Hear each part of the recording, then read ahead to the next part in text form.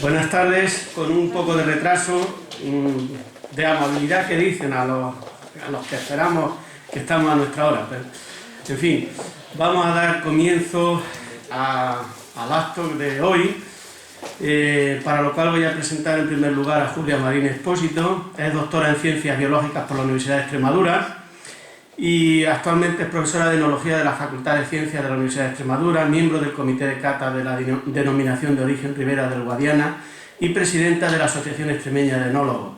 Se inicia en el mundo de la investigación vitivinícola nada más y nada menos que de la mano del profesor don José Luis Mesías Iglesias en el Departamento de Bioquímica de la Universidad de Extremadura. Y bueno, pues publica y lee su tesina de licenciatura.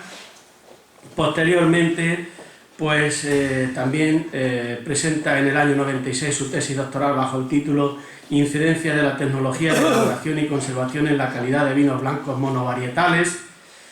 Y ya en el año 99, coincidiendo con la implantación de la titulación de Enología en la Universidad de Extremadura, se incorpora como profesora en la Facultad de Ciencias, puesto que sigue ocupando en la actualidad. Durante los años 2000 y 2001 es además secretaria técnica de la Denominación de Origen Ribera del Guadiana. Ella ha desarrollado una intensa labor investigadora, a pesar de su juventud, pues lleva numerosas publicaciones, como digo, en revistas nacionales e internacionales representativas del sector vitivinícola y, en fin, ha participado en muchas jornadas. Ha realizado estancias en universidades, tanto nacionales como europeas, y ha impartido numerosas conferencias. Podría seguir leyendo el currículum, pero no quiero hacerme demasiado largo. Ahora vamos a comprobar, vamos a tener el placer de escuchar, y para mí desde luego es un honor y un placer presentar a Julia. La conozco desde hace mucho tiempo, aunque no estamos en los mismos mundos, sí compartimos el amor al vino. Tanto es así que quienes me conocen saben que tengo otro amor, ¿no? Aparte de la familia pero tengo otro amor que es el del Barcelona, y estoy aquí presentando a Julia porque me gusta también, no sé cuál de las dos cosas me gusta más, si el vino o el Barcelona. Muchas gracias y te dejo la palabra.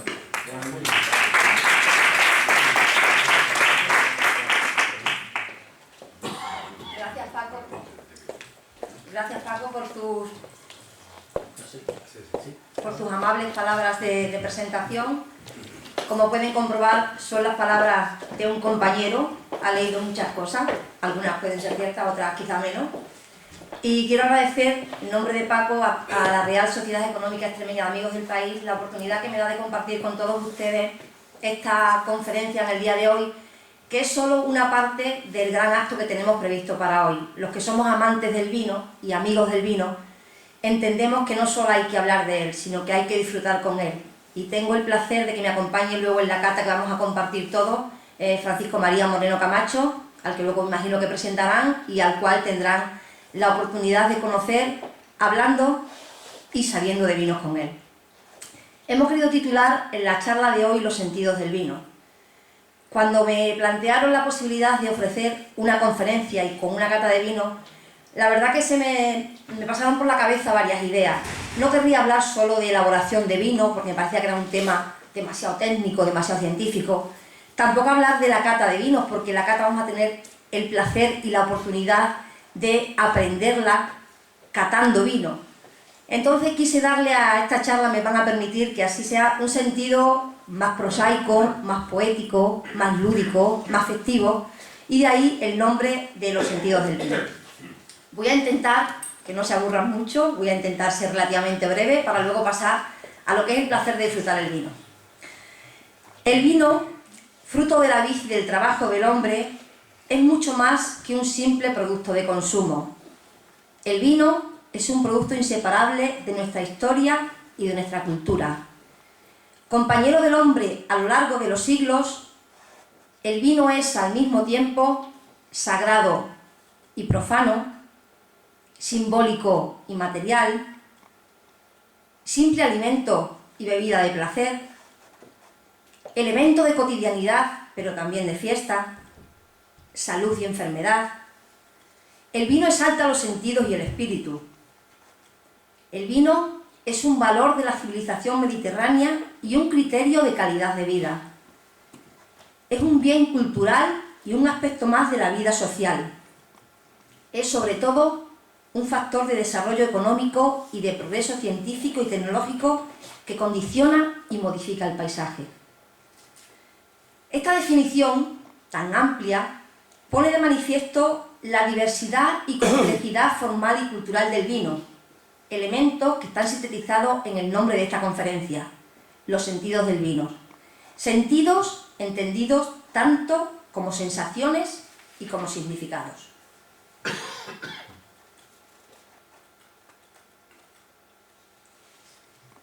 No podemos negar que el vino ha acompañado al hombre y a la mujer desde los mismos inicios misteriosos de la creación y en el posterior desarrollo de la civilización. La propia Biblia relata que Dios se preocupó de crear la luz, tal vez porque se sintió triste entre las tinieblas. Después hizo brotar el agua purificadora de tentaciones y finalmente creó los frutos maravillosos de la tierra.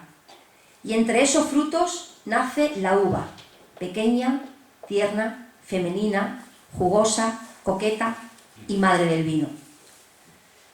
Pero siguiendo los datos de la historia, recordemos que lo primero que hizo Noé al bajar de su barca en el monte Ararat, después del diluvio universal, fue plantar la uva y posteriormente disfrutar del vino hasta embriagarse. Al menos así lo cuenta el Génesis. En el Antiguo Testamento, asimismo, se nos recomienda dar vino al que tiene el alma llena de amarguras para que olvide sus miserias y no padezca dolores. Las civilizaciones en Egipto, Grecia y Roma ofrecen abundantes testimonios del placer de oler y acariciar el vino con los labios antes de empapar las papilas gustativas de la boca con su bouquet y su fragancia. Este fervor popular a los dioses Dionisio en Grecia y Baco en Roma demostró fehacientemente que el cultivo al vino fomentaba esa vieja leyenda de que el jugo de la uva fermentada era el néctar preferido de ángeles y dioses. Siguiendo hablando de algunos testimonios más, tenemos en el año 1450 a.C. encontrado en la tumba de Yaumurguasé, en Tebas, hombres recolectando uvas con cestos de mimbre. Y asimismo, en el año 900 a.C., en el Cantar de los Cantares del rey Salomón, hay una frase muy bonita, muy erótica si quieren, muy prosaica, que le dice que sean para mí tus senos como racimos de uva. Surge luego Jesús, quien en su última cena nos regala la presencia de su cuerpo y de su sangre por intermedio del pan, de una levadura fresca, que ya veremos que está en el vino, y del vino consagrado.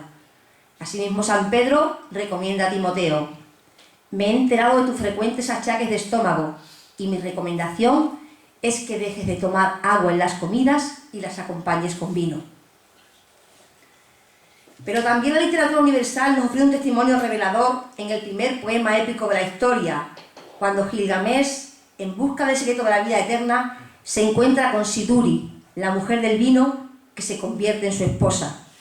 Acto seguido, Gilgamesh, en busca de la amistad entre los seres humanos, descubre a Enkidu, el salvaje amigo que se hace hombre comiendo pan y bebiendo vino. Y así, rodeado de dioses, príncipes y mendigos, y a través de todo el decursar de la historia, llegamos al fenómeno actual de la globalización, donde el vino, por ese fenómeno masivo de la interrelación humana que nos abarca todo, y por su naturaleza excitante y saludable, se ha convertido en la bebida excitante y amorosa para acompañar cenas y brindis de honor. Por eso, el vino se convierte en gozo e historia y nos da un impulso alentador para seguir los sabios consejos de San Pablo, ese gran apóstol de la cristiandad que gustaba acompañar sus comidas con vino.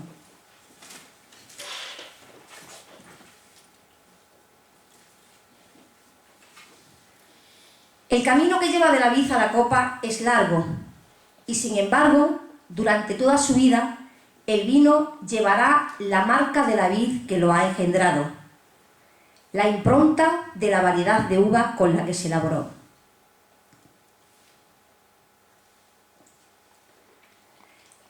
Pocas palabras evocan tantas imágenes como la del terruño. Pronunciarlas despierta recuerdos de paseos por el campo, visitas a la granja, comidas copiosas y alegres. Para cada uno es sinónimo de arte de vivir, de calidad y de autenticidad. Es un aspecto esencial y complejo de la vida rural, y el viticultor sabe mejor que nadie que su definición apela a múltiples nociones. Para los vinos de calidad, el concepto de terruño, que a veces se asocia con el de pago, puede percibirse como un ecosistema resultante de la asociación, en primer lugar, de un tipo de suelo, una topografía, un clima, una planta y el trabajo del hombre, sin olvidar, en muchos casos, el aporte de la historia y de la cultura.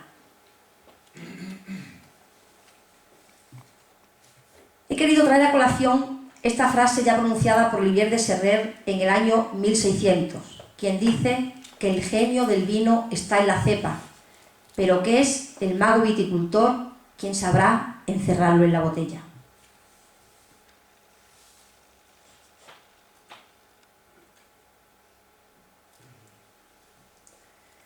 Pese a todo, el viticultor, nuestro querido viticultor, que va a ser este mago que va a encerrar el vino en la botella, ha de cumplir una serie de reglas de oro. Resumimos solamente en dos. Encontrar la cepa que favorece la calidad y no el rendimiento, y adaptar los métodos de cultivo a su personalidad, la cual varía en función de cada variedad y del medio natural, suelo, subsuelo y clima.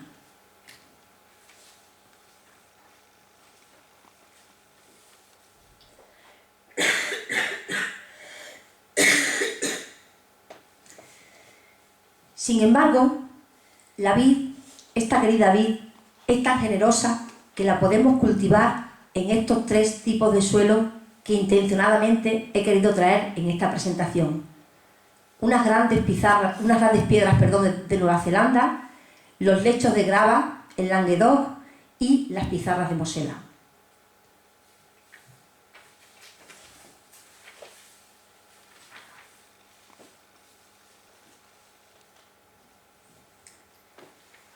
Si la elaboración del vino se extiende y mejora, es porque en todo el mundo existe el aprecio y el respeto hacia un producto elaborado con rigor que ofrece tantos placeres a los sentidos de la vista, el olfato y el gusto.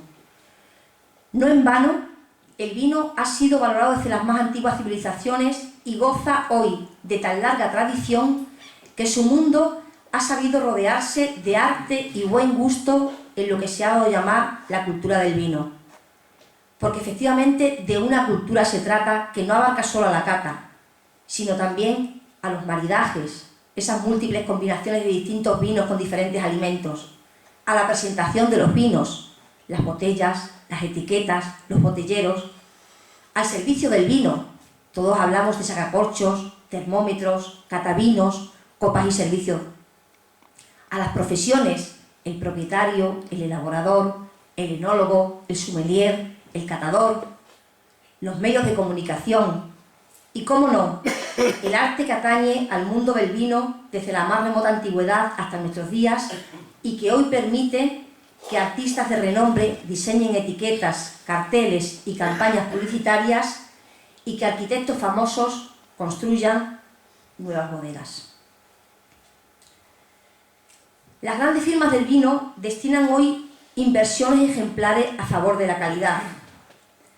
No solo renuevan sus instalaciones con las más modernas técnicas y maquinarias, sino que realizan un seguimiento rigurosísimo y científico de sus vinos.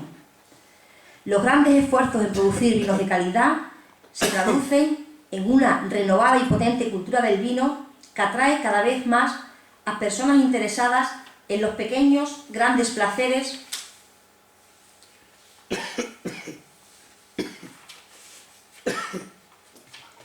que procura la vida cuando se sabe mimar y dosificar.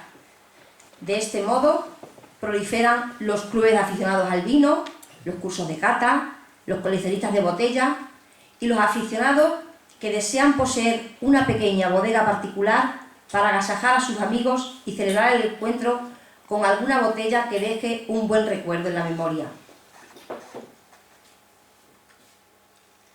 El vino, a lo largo de la historia, ha sido un bien aceptado por la sociedad. Se relacionó estrechamente con reyes, mercaderes y sacerdotes.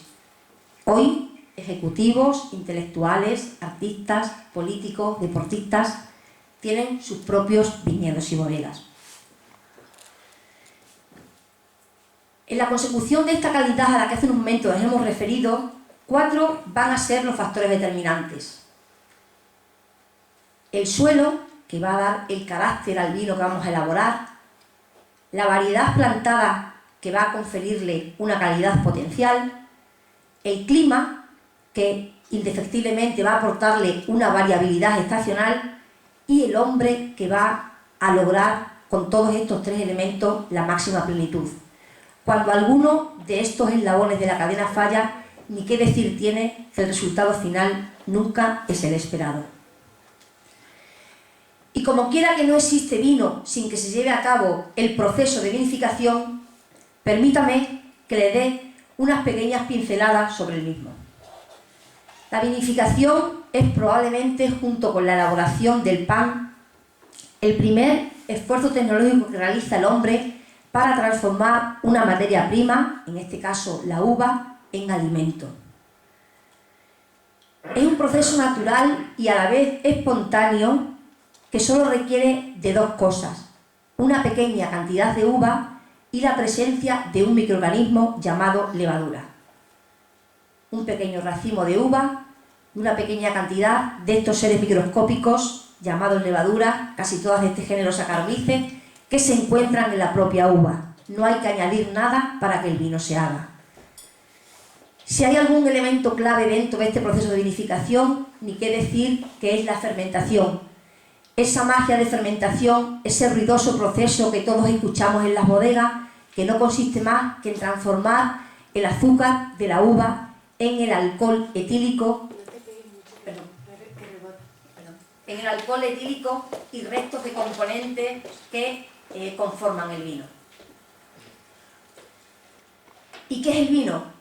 Legalmente, el vino es la bebida resultante de la fermentación alcohólica completa o parcial de la uva fresca o del mosto, cuya graduación alcohólica mínima natural no será inferior a 9 grados, salvo casos especiales. ¿Qué quiero significar con esto? No existe vino sin alcohol.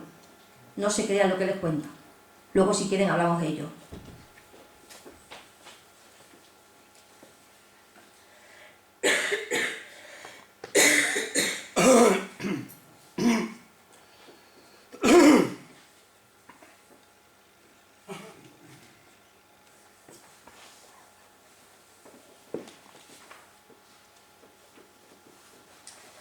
Pero disfrutemos del vino. Siento, luego existo. Nadie puede poner en duda que un aspecto determinante de la vida es la expresión de la misma.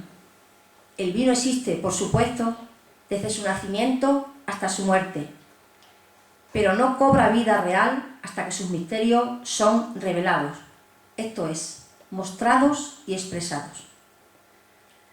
Esta metamorfosis, desde la virtualidad hasta la realidad, se produce en justa compensación a no pocos esfuerzos creativos del hombre como padre del vino. La madre es la tierra, claro. A través de los sentidos, del conjunto de impresiones recibidas al catar o degustar una copa de buen vino. Y cómo no, de la forma de expresar, de compartir esas sensaciones. De ahí que los objetivos del análisis sensorial los podamos cifrar en 2. El primero, conocer y evaluar la calidad y el carácter de un vino, sabiendo que es el sistema de detección más sensible y rápido. Y el segundo, y no menos importante, comunicar las sensaciones percibidas después de la degustación. El lenguaje de la cata es relativamente creciente. Tiene poco más de 2 siglos en su léxico actual. Pero, por naturaleza, es infinito. O mejor dicho, no tiene otros límites que los del propio idioma que transporta los conceptos y, por ende, los del patrimonio expresivo de los catadores.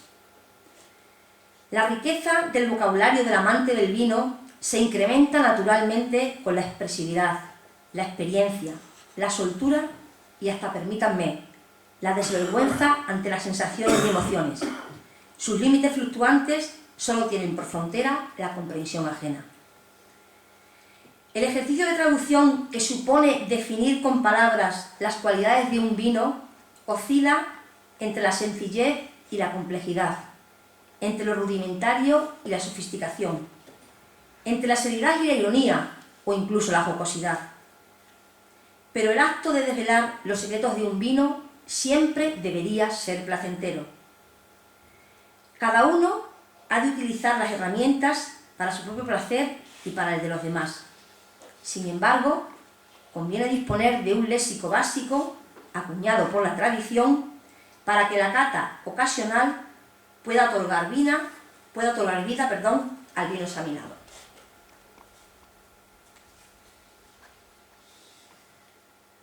Las sensaciones que nos va a producir uno de estos vinos que en breves momentos vamos a catar van a ser debidas a una serie de estímulos que percibimos: auditivos, visuales, olfativos, gustativos, táctiles y térmicos de la cavidad bucal. En la apreciación de un vino intervienen todos nuestros sentidos. Les aseguro que luego lo vamos a comprobar. ¿No escuchan el vino cayendo en la copa?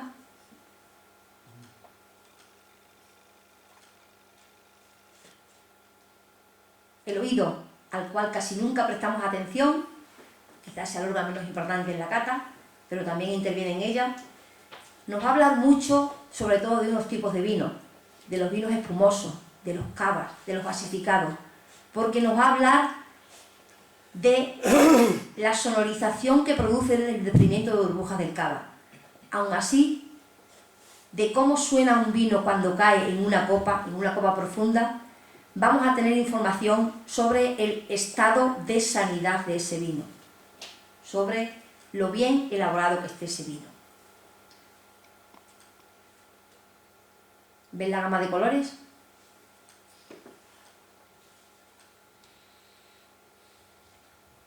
La vista, que es el sentido que más sensación de certeza nos produce a todos y con el que casi todos estamos de acuerdo en afirmar que un color es el que sea, va a ser capaz de ayudarnos a valorar la limpidez, el color, la intensidad y el matiz de un vino. También, solo con ayuda de la fase visual de la cata de vino, vamos a poder detectar alguna anomalía de los mismos. Como decía antes, el sentido de la vista ofrece un sentimiento de realidad, de seguridad, opuesto, por supuesto, a las impresiones del olfato, que son mucho más fugaces, fluctuantes, evolutivas e inciertas. ¿Nos atrevemos a oler esta copa? Nuestra nariz, a través de los estímulos olfativos, es capaz de detectar la inmensa mayoría de los compuestos volátiles que existen en los vinos. Simplemente con que estos compuestos volátiles tengan una serie de propiedades, que es la de ser moléculas difusas en el aire, que sean solubles en la mucosa olfativa, y que sean odoríferas. No haríamos nada con nuestro olfato si no pudiéramos acompañarlo de los estímulos gustativos. Tristemente, nuestra capacidad gustativa es muy corta, porque únicamente nos permite detectar 4 sabores básicos. Pero tenemos la suerte de contar con un mecanismo retronasal que va a ayudarnos a identificar por esta vía todos aquellos olores, que no sabores, que percibimos cuando el vino entra en nuestra cavidad bucal.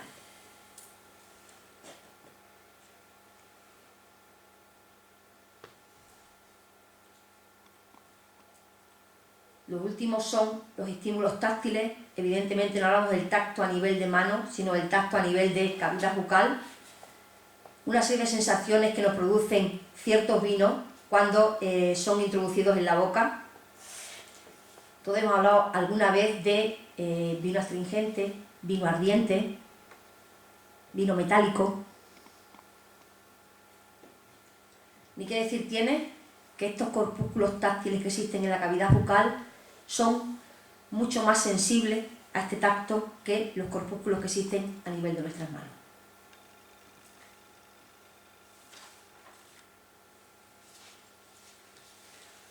Acabamos de hablar de sentidos, pero es justo también que hagamos una breve referencia a sentimentales.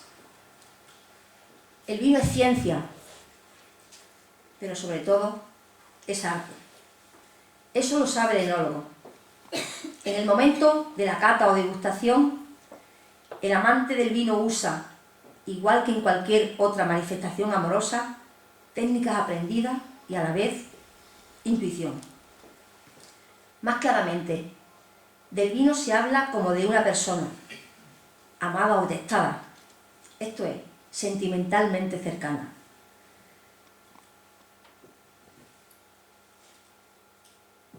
Podemos describir al vino físicamente. Entonces diremos que el vino es delgado o grueso o bien constituido, pero también podemos describirlo moralmente. Entonces el vino es amable, tiene carácter o demuestra buena educación. También puede ser grosero, vasto, poco elegante.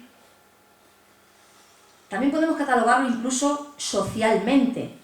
Y en este sentido, del vino aparecen vocablos como agresivo, pesado, blando, dialogante, expresivo, cortés, generoso. Asumamos el eslogan de la Real Sociedad Económica Extremeña de Amigos del País, enseñando fomenta, y dictemos unos principios básicos para una conversación sostenible, una conversación sensible, hablando del vino. El vino no se fabrica, el vino se elabora. El vino no se mira, se examina con la vista. El vino no huele, tiene aromas, o en su caso, expresiones olfativas. El vino no sabe, el vino se expresa en la boca.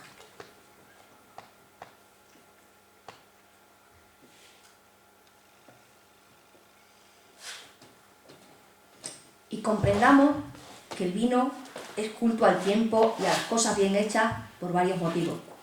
Por el fruto del que procede.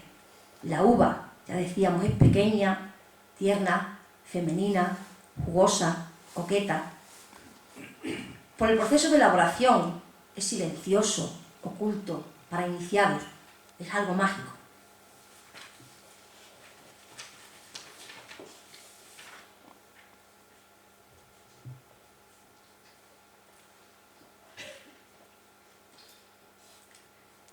Permítanme la osadía de gozarles en unas líneas un ritual para degustar el vino. Escuchemos el líquido que se vierte sobre la copa profunda. Examinemos la transparencia y los matices cromáticos que refleja. Percibamos el aroma inicial que sabe de frutas maduras y untuosas. Agitemos e identifiquemos los componentes más sutiles, como la madera o las especias. Sorbamos un poco para que el sabor empape la boca y descubramos que el color tiene muchos matices. Hablemos del vino como nexo de unión entre las personas, como guía de comunicación en un mundo impersonal e individualista.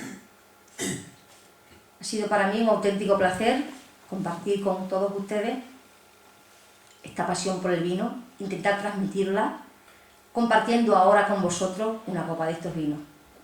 Ojalá, a partir de ahora, seáis vosotros, permítanme que les tutee, quienes deseéis transmitir vuestra pasión por el vino, expresando todo lo que sentís. Muchas gracias.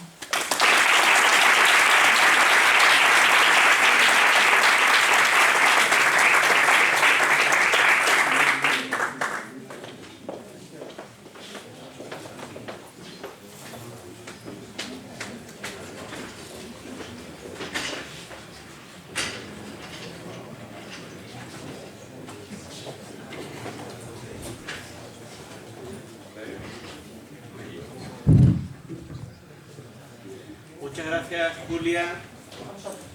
De verdad, bueno, aparte de que espero todos, porque yo la verdad es que soy un inculto en esto, a mí distingo dos clases de vino, el que me gusta y el que no me gusta. Yo creo, y todo esto que nos has dicho, pues Es mentira. no. Lo que ocurre es que es como el que va a pintar y distingue entre el negro y el blanco, y ya no distingue más matices ni colores, ¿no? Por eso soy un inculto. Con lo cual, bueno, pues agradecerte, y ahora se abre un turno de preguntas, pero quizás también, bueno, y recordaros que después hay una cata, bueno, que ahora nos lo va a decir dónde, nos lo va a decir Carlos. En fin, voy a abrir un turno de preguntas para que, bueno, pues todas las dudas que hayan quedado, o sugerencias, pues se las podemos hacer a Julia.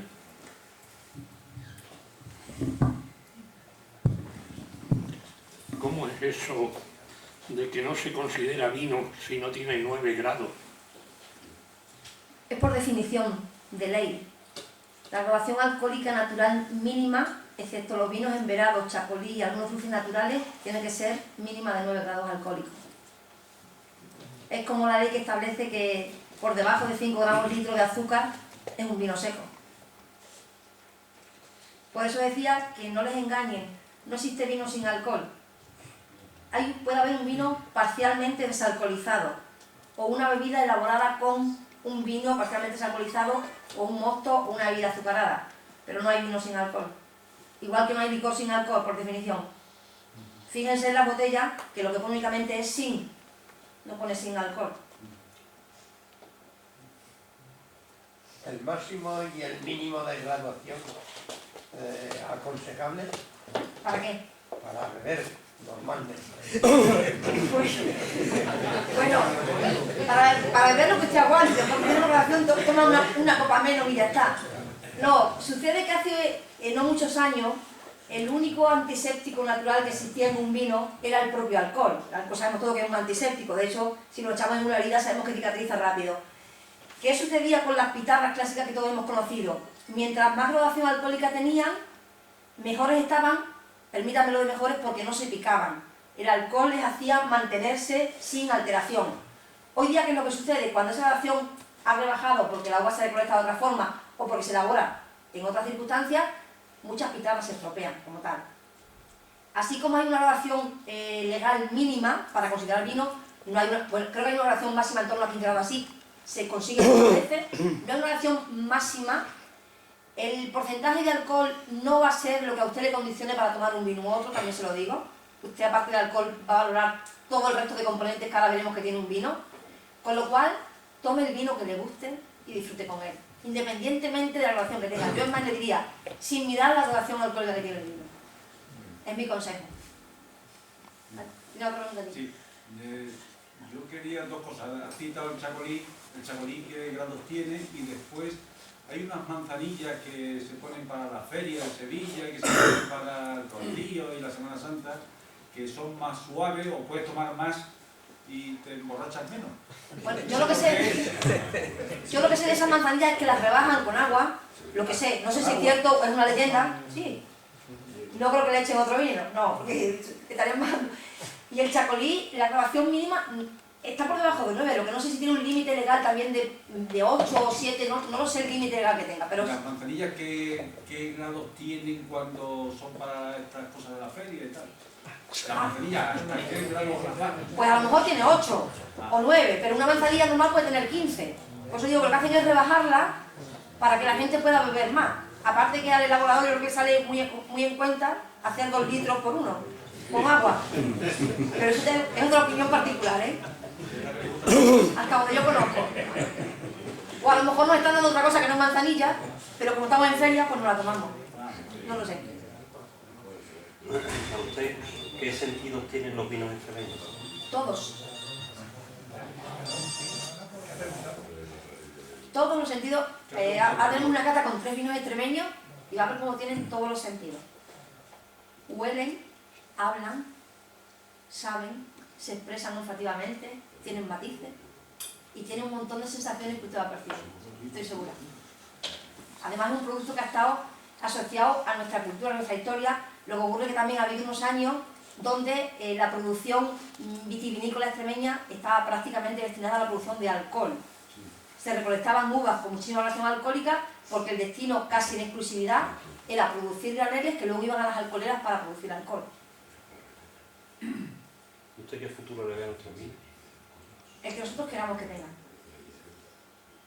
Yo estoy por apostar que si todos hacemos un esfuerzo unitario y común en torno al vino, cuidando nuestro terruño, cuidando nuestras variedades, cuidando nuestro microclima y sabiendo qué es lo que tenemos, porque no podemos ser ajenos a nuestras condiciones particulares, el viticultor extremeño, el enólogo y el bodeguero extremeño son personas muy tenaces, lo han sido desde siempre, lo siguen siendo ahora, y van a conseguir las metas que ellos se propongan.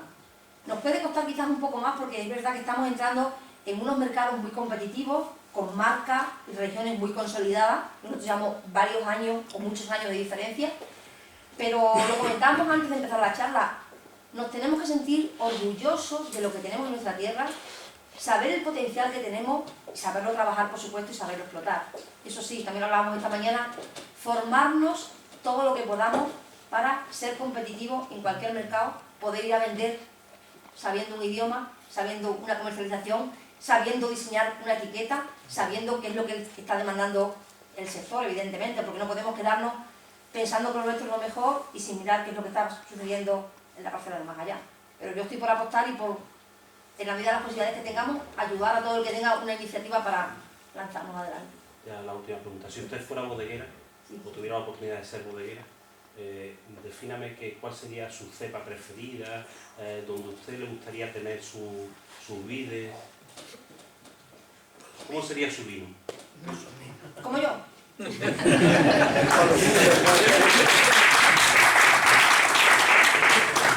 Bueno, es que, verá, es una broma. Normalmente yo cuando estoy en ciertos ámbitos, dicen, este es un vino para las mujeres. Y no quiero que se ofenda a ninguna mujer, ¿no? Los vinos. Entonces, a mí el vino que dicen que es para las mujeres, a mí particularmente es el que menos me gusta. Porque a mí no me gustan los vinos dulces, no me gustan los vinos delgados, que hemos puesto en el término por ahí. A mí me gusta un vino con mucho cuerpo, con mucho carácter, muy expresivo. Me gusta un vino que te invite a tomar una segunda copa, pero habiéndole dado tiempo a la primera. Entonces, por eso, ese sería mi vino ideal. A lo mejor no es un vino apto para algunas mujeres, porque yo siempre digo que ese tipo de vino tiene su mercado y hay que elaborarlo, pero yo creo que sería un vino complejo, pero apetecible. Siempre se ha dicho que el vino define a la persona, pero entre los dos vinos, el tinto y el blanco, hay más producción de blanco y menos de tinto. ¿A qué atribuye usted prácticamente que siendo el vino tinto un vino de mucho más cuerpo que el blanco, entre mejor el tinto que el blanco? Bueno, hay una cosa que no le he entendido. ¿A qué se refiere que hay más producción en Extremadura, en general? En general, pues no hay uva morucha, no hay ninguna, todo es química. No, Es muy poca. no. Aquí, yo le hablo de Extremadura, que es lo que más conozco. Hasta hace unos años, la práctica totalidad, hablamos del 90-93%, eran plantaciones de uvas blancas. Y la razón, la apuntábamos hace unos momentos, porque son cepas mucho más productivas. Entonces, como nos interesaba producir muchos kilos y mucha gradación alcohólica, dejábamos la uva muy madura. Además, teníamos aquí y tenemos dos variedades autóctonas que son Cayetana y Partina, con una maduración tardía que soporta bien nuestros rigores estivales, entonces no hay problema, plantamos esa cepa.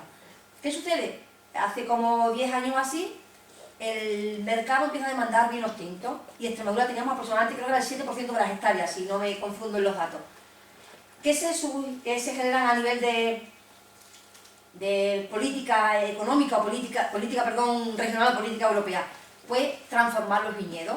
reestructurarlo para plantar variedades tintas.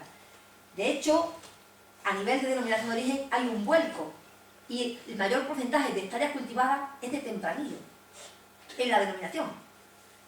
¿El por qué? Bueno, porque ha habido unos años, como le decía, que el mercado del vino tinto ha sido mucho más beneficioso en términos económicos que el blanco. Evidentemente, los blancos que se hacían hace 10 años no tienen nada que ver con los que se elaboran ahora. Entonces, de esas superproducciones, de esas cepas que parecía que se doblaban los brazos por el peso de los racimos, eso ya ha pasado a la historia en según qué propietarios, en según qué elaboradores, evidentemente. Hablamos hace un momento de que cada cual define su explotación como debe ser. Es lo que le puedo decir. Sí, gracias. Cuando hablan del vino, bueno, pues ya sabemos más o menos que en Extremadura, bueno, pues se trabaja muchísimo sobre el vino y hay muchas variedades, todo esto que está usted contando. ¿Y del cava? ¿Es Extremadura tierra de cava o es solamente anecdótico por esto que ha salido de todos los conflictos? No, mire, te cuento hasta donde yo sé. ¿Se puede hacer buen cava y evolucionar como se ha hecho con el vino? Claro que sí.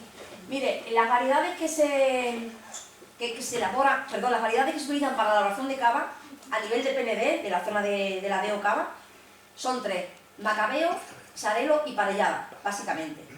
Nosotros aquí, en Extremadura, siempre ha sido una región donde se ha cultivado la variedad Macabeo. Y además, en los años que hablábamos antes de variedades superproductivas, la Macabeo era la variedad, digamos, más noble, me da la expresión, porque los vinos que se elaboraban en ella eran vinos más finos, más elegantes, no eran las superproducciones de Cayetana y de Pardina. También ha cambiado como hemos hablado ahora. ¿Qué sucede? Que hubo unos años en los que, aparte de los municipios que componían la denominación de origen cava, en ciertos municipios de otras regiones vitícolas españolas tuvieron la posibilidad de elaborar cava. De Extremadura, el único que va a hacerlo es Almendralejo.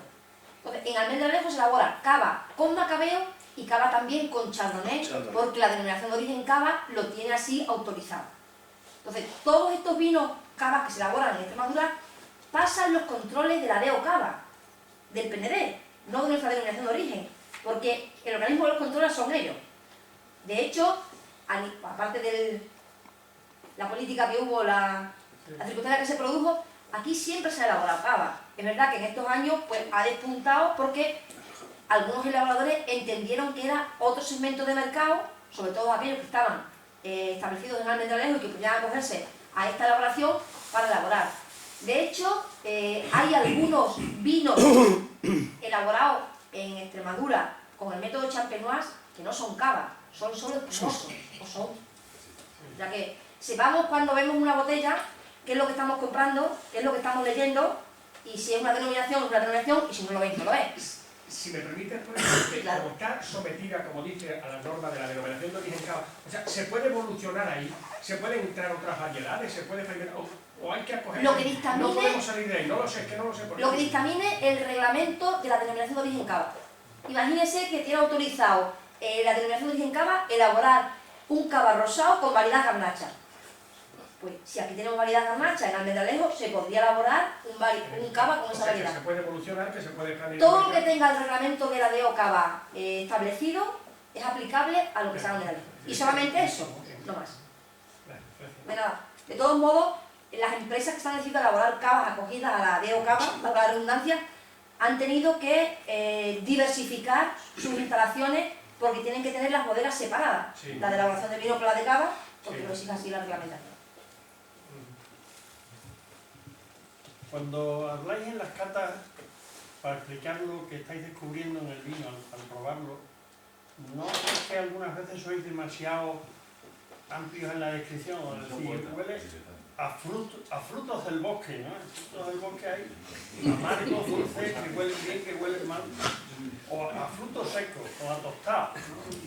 No podéis concretar más, porque yo ya voy aprendiendo. Ojalá pudiéramos. Gracias al esfuerzo de Paco, que estáis bien callados, yo voy aprendiendo ya a lo que os referís, pero yo oigo al Custodio Zamarra en televisión y me pierdo en absoluto, no entiendo nada de lo que estáis diciendo. Bueno, yo les digo mi opinión también totalmente particular. A veces los catadores somos un poco pedantes, permítame la expresión. Yo he dicho, y lo he querido poner a posta, que uno de los objetivos de la ley sensorial es comunicar las sensaciones que estamos percibiendo y hacer que la comunidad que estamos participando en una cata nos entendamos lo que hablamos. De poco vale que yo le diga que esto me huele a acetato de etilo si nadie sabe lo que es eso, por ejemplo. ¿Qué sucede? A veces a los catadores nos pasa que aunque intentamos educarnos e intentamos entrenarnos diariamente para llegar a percibir la mayoría de los compuestos que tiene el vino, a veces no tenemos la capacidad de ponerle el nombre a la sensación que estamos percibiendo. Entonces yo me encantaría decir, esto me huele a avellana serrana, pero a veces no lo sé, no soy capaz de ponerle ese nombre. Entonces ¿qué digo? Bueno, fruto seco, que es lo que más se me parece, o pan tostado, o sí. Cuando hablamos de, por ejemplo, frutos rojos, es porque no somos capaces, o al menos yo hablo por mí, no somos capaces de identificar esa sensación con un nombre y un apellido, como yo digo a los alumnos. Qué bonito sería decir, esto huele a caramelo de fresa matizado con nata. Ojalá tuviéramos esa capacidad. Primero intelectual y luego verbal. Evidentemente, a medida que nos entrenamos y nos coordinamos con el resto de miembros del comité de cata, esas percepciones van siendo cada vez más nítidas y más definidas. Pero la verdad es que cuesta. No olvidemos que en el vino podemos encontrar hasta 600 compuestos odoríferos distintos. De ponerle nombre a todo eso, hay algunos que son muy claros, entonces decimos huele a plátano o huele a plátano maduro, porque es una percepción tan clara que le ponemos, como digo, el nombre y el apellido. Otras veces decimos, bueno, pues me huele a fruta dulce, o me huele a compota, o me huele a Macedonia. Y dicen que no, que esas sensaciones son muy claras. Siempre he tenido una curiosidad.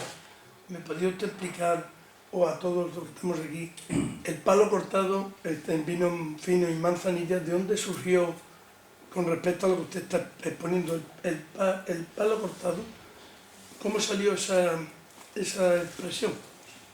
Bueno, yo ahora mismo no sé si lo voy a poner en pie, para si no me echan un cable. El palo cortado eran una serie de marcas que se iban haciendo cuando iban realizando las sacas de las distintas cubas, que no olvidemos que son los sistemas de soleras y criaderas. Entonces, según se producían las sacas, iban cortando, la idea que yo tengo... Sí, más o menos así, sí. Pero... No, es cuando, a medida que el capataz de bodegas, en las bodegas que hacen crianza de vino generoso, pues se van colocando el vino sobre tabla, que es el que llaman el primer vino, los que llaman ellos mosto, que es el primer vino base. Pues a medida que lo van analizando y lo van observando en su evolución en la bodega, pues el capataz de bodegas suele ir con una tiza haciendo unas marcas en las andanas, en las pilas de botas. El palo cortado llega a ser de un vino que va para amontillado, pero que no llega a la calidad de los amontillados normales, o sea, han desviado un poco como la línea hacia oloroso. Y entonces el capataz corta como diciendo que se ponen las crianzas de amontillado y sacaron un tipo de vino entre los tres vinos típicos que hay en Jerez, fino, amontillado y oloroso, y le llamaron palo cortado. Hoy hay palo cortado en algunas bodegas que tienen fama, pero entre esos tres vinos base, el fino, oloroso y amontillado, hay múltiples variaciones como los medium, cream, old, brown, que luego llaman todo en función de eso, pero el palo cortado era el razón de tiza. Bueno, damos la palabra, bueno, y ya creo que vamos a cortar porque el vino nos está esperando. Sí, a la hora de definir las características de un vino, cómo se aprecia un vino, creo que ha faltado una, que es el precio, ¿no? La que muchas veces influye también a la hora de valorar un vino, y sin duda la relación calidad-precio influye mucho. Porque yo creo, bueno, ¿están relacionados habitualmente las calidades del vino con el precio? ¿O hay alguna actuadura de pelo demasiado evidente? La percepción que yo tengo, y estoy totalmente ajena a la comercialización y ajena a la elaboración, es que el precio va en función del posicionamiento que tenga la marca en el mercado. Y yo me quito el sombrero ante marcas que se han sabido posicionar y han sabido valorar los vinos. No quiero decir con esto que un vino que valga menos dinero no tuviera que valer más, que nadie me malinterprete. Pero, tristemente, estamos en un mercado muy competitivo, tenemos que salir con un precio... tenemos que salir con una calidad que tiene que estar mantenida en todas nuestras cosechas. Hoy por hoy no nos podemos permitir el lujo de hoy estar en la cúspide y mañana hacer un descenso ni siquiera de un punto, porque el consumidor es muy listo, lo detecta rápido, e intentar que nuestro precio esté acorde con el producto que yo elaboro, pero sabiendo que yo tengo que vender ese producto. ¿De qué me vale a mí que yo ponga una botella de vino a 20 euros si no voy a vender ninguna? Aunque el vino lo valga y aunque el vino tenga esa calidad. A lo mejor otro vino que vale menos, o vale igual, se ha sabido posicionar en un mercado y lo puede vender a ese precio. Es una estrategia de marketing.